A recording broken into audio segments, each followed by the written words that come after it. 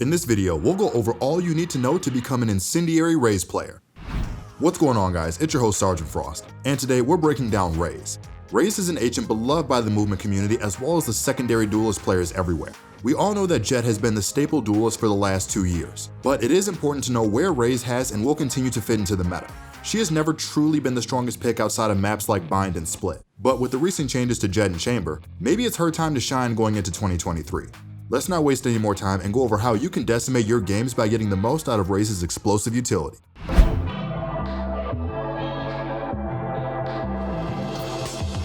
Jett, Phoenix, and Raze were the 3 duelists released alongside the Valorant beta. At the time, Raze and Phoenix were the go-to duelists until players realized how oppressive Jett with an operator and her dash could be. As a result of her utility, Raze is best suited for small, claustrophobic maps such as Split, but not so much open, long-range maps like Breeze. Split having a lot of awkward, close-range engagements really helps her utility gain value. Raze excels because of her Boombot and Grenade, and in comparison, Jett's utility provides little value on these sort of maps.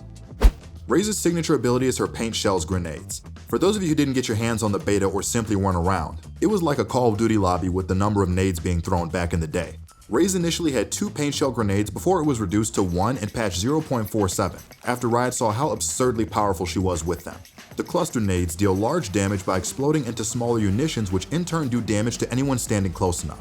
The grenade detonates into a total of 4 smaller bombs, which each does a maximum of 55 damage, meaning a Raze grenade can do up to 275 damage to a player, and as of patch 5.12, it can do 687 damage to objects like Sage's Barrier or Killjoy's ultimate. The grenade roughly takes 2.25 seconds to detonate, which isn't a lot of time for the enemy to react when you take into consideration the time it travels through the air, and the normal agent movement speed in Valorant. You can get to use up to 3 grenades in a single round with them restocking after 2 kills. Therefore, you should always be wary of the possibility of one being chucked at you whenever an enemy Raze is still present on the battlefield. The grenade is a powerful space denial tool as a result of its AoE splash damage, because no one in their right mind would run through a grenade thinking that they can tank the damage. Not only is it very good as a tool for denying space, but it's also strong at creating and clearing it as well, as it can be thrown into positions with the intention of forcing enemies out. Additionally, a well-thrown grenade is a great way for you to stall a defuse or deny a spike plant, as the alternative is death. It's important to iterate that the primary purpose of Raze's grenade is to deal large damage in a small area, so there are no better agents to combo it with than Fade and Astra, as they possess abilities to allow them to glue enemies in place, which could end up in resulting giving you a free pick. Talk to your Fade, use the nade and seize in tandem, and watch the kill feed light up. In saying that, it may be tempting to just chuck it at the start of the round and hope for the best, but it is important to consider the placement and timing of the nade. You should think about what it achieves in this scenario. Could it have big implications for the enemy team's plans? Or are you throwing it off a whim that someone could be there? It is a very important tool to slow down attacks and to retake with, so you should take the extra moment to think if it could be better used at another time. Of course, this doesn't imply that you should be saving it till Christmas next year, but it's better to stop a plant or nade someone out of a corner you know they're in, than to waste 3 seconds at the start of the round by nading the same spot every round. As previously mentioned, in patch 5.12, otherwise known as the overdue chamber nerf patch, Raze's nade got changed so that it has 2.5 times the damage multiplier to objects. This makes it able to break Sage's wall before it fortifies, and also one of the few abilities in the exclusive club that can now break Killjoy's lockdown at present. Before we continue to talk about the Showstopper, I should quickly make you aware of our new $8 subscription. If you're serious about improving, our exclusive guides, bootcamps, and coaching are the fastest way to do it. Try it out today over on ProGuides.com. Now let's talk about the Showstopper. I can't be the only one who experiences a momentary panic when I hear the voice line, "Fire in the hole." Raze's Showstopper has to be one of the most changed abilities since the beta, with it originally costing 6 ultimate points, and then it got increased to 7, and now it's a massive 8. But it does have the potential to reshape a round, or end up with people typing Rosa ultimate in the chat. With a slow equip time of 1.4 seconds, you best not be wanting to take this baby out in a hurry. To put it into context, the Vandal has a 1-second equip time, and you certainly wouldn't want to be swinging enemies whilst mid-draw animation with that. The rocket deals 150 damage up to 4 meters away from impact, dropping down to a measly 30 damage at 7 meters. The massive damage drop-offs is why players often find themselves thinking they must have shot a faulty rocket, as there is no way that it didn't kill the enemy. With that being said, what's your most memorable Raze ultimate story? I'm sure we've all seen clips of crazy Raze aces where the enemy is perfectly bunched together, almost asking to be turned into a highlight. Well, my story isn't like that. In fact, my story is a horror story with my ultimate missing a vulnerable Sage in a 2v1, which ultimately led to me losing the round and the game. But what's yours? Hopefully it has a much more explosive ending, so let us know in the comments down below. Like the rest of Raze's utility, it has a damage multiplier to enemy objects, but unlike the rest of it, it has a whopping 10 times damage multiplier, meaning a direct impact can do 1500 damage to objects. Not only can the rocket be used to propel you to a round win, but it can also be used defensively as an intimidation tool. No one is going to try to run down a rocket-wielding Raze, and even fewer are going to come away favorably in that engagement. By popping the ultimate, you can buy yourself a priceless 10 seconds when the enemy should be too scared to do anything. This is particularly useful late in the round in defense or against a retake. Next in Raze's fiery arsenal is her Satchels. Coming in at the low price of 200 credits, they help carve out her niche as a duelist, giving her synonymous movement capabilities. The blast packs are used as a movement ability that allows Raze to capitalize on empty space and scale vertically. It also affects every player in the game, whether friend or foe, allowing them to be used to knock enemies off the defuse, move them out of position, or even just simply do damage to them. Unlike most damaging abilities, Raze and her allies will not take damage from the blast pack, kind of like a KO or brimstone grenade would. And unless you manually activate it, the blast pack has a life cycle of 5 seconds before it explodes. The explosion has an outer radius and an inner radius. The inner radius is anything within 2 meters, with players in it taking the full damage of 50. The outer blast radius is 5 meters, and the amount of damage begins to fall off to the minimum of 15 at the very edge. Enemy objects like Sage's barrier take damage slightly differently though, with a 2.5 times multiplier applied to the satchel, meaning that they can do a maximum of 250 damage total to objects in a round. This is enough to break a Killjoy lockdown, Cypher's tripwires, and Sky's trailblazer, but unfortunately not a Sage wall.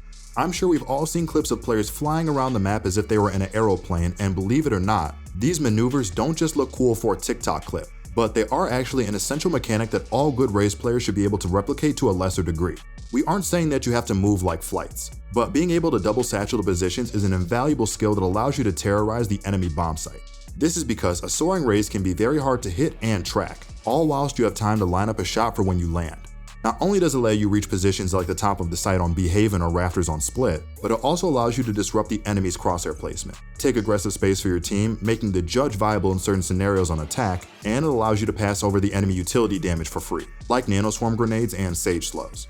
One of my personal favorite plays with the Satchels is to double satchel from top mid on ascent to garden immediately as the round starts. This allows you to be in a super pushed up position long before you should be able to be there. Doing this once or twice a half usually results in a free kill or two, as the enemy should not be ready for an angry Brazilian being all up in their face at 1 minute 35. Double satcheling is also an effective way to deal with those pesky operator players who are not using jet or chamber. It allows you to fly onto them and punish them as they have no means to escape. When you see Raze's Boombot scuttle across the floor at you, you know you're screwed. The enemy team now knows exactly where you are, and you should prepare for the worst. Coming in at 300 credits, this is a place and forget information gathering tool that bounces off walls and scans for hostiles. Lasting a whole 10 seconds, you'd be surprised with the amount of ground it can cover in this period of time. There was a time that the Boombot could one-shot you on a pistol round, regardless of if you had armor or not. But over time, Riot has rewired the drone to make it more about information gathering and less about the kaboom part. Nowadays, it does a maximum of 80 damage with its inner 2 meter blast radius and a minimum of 30 in its 6 meter outer radius. As mentioned already, Raze and her utility is best suited on small maps with plenty of corners, and her Boombot excels in these scenarios. A well-placed Boombot has the potential to clear several awkward and deep positions for just 300 credits. Every piece of utility doesn't need to damage an enemy, so even if you think it's wasted, it's better to be safe than to be sorry. While it's nice to have access to a plethora of Boombot lineups, they are not essential. As long as you throw them in the general area you want to clear or bounce them into that position, they should fulfill their intended role, albeit just not as effectively. For playstyles, Raze can offer you more flexibility than duelists like Jett or Phoenix can, which is why so many pro teams often have their flex players pick up the role. As mentioned already, Raze has been a very strong secondary duelist pick, with teams picking her up when they want a bit more kaboom in their comp and the ability to play more aggressively, without forcing an initiator or a sentinel to be uncomfortable playing up front with Jett. That's not to say Raze is a viable primary duelist. She just so happens to be seen alongside another duelist, usually Jett.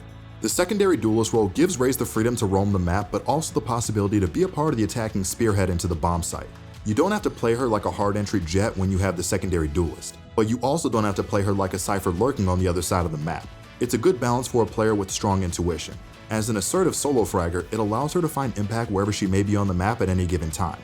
As alluded to earlier in the video, a judge-wielding blast satcheling Raze can be the bane of any defender's existence. The satchels allow you to really close the gap between you and the enemy quickly, which enables you to leap onto them and hold mouse 1 for maximum carnage. The run and gun capabilities given to the judge by Riot, paired with the high mobility of the blast packs, was just something they had to be intended for us to abuse. This playstyle, like the rest of Raze's utility, is best suited for small claustrophobic positions, like hookah on bind, A-site on fracture, and elbow on split. Another way to make the most out of the blast packs is to use them to scale off friendly flashes, such as Omen's Blind. By following the flash, you can not only get easy kills on blinded enemies, but you can also clear space, allowing your teammates to follow you without worrying that an enemy might be sitting in a corner waiting to pounce.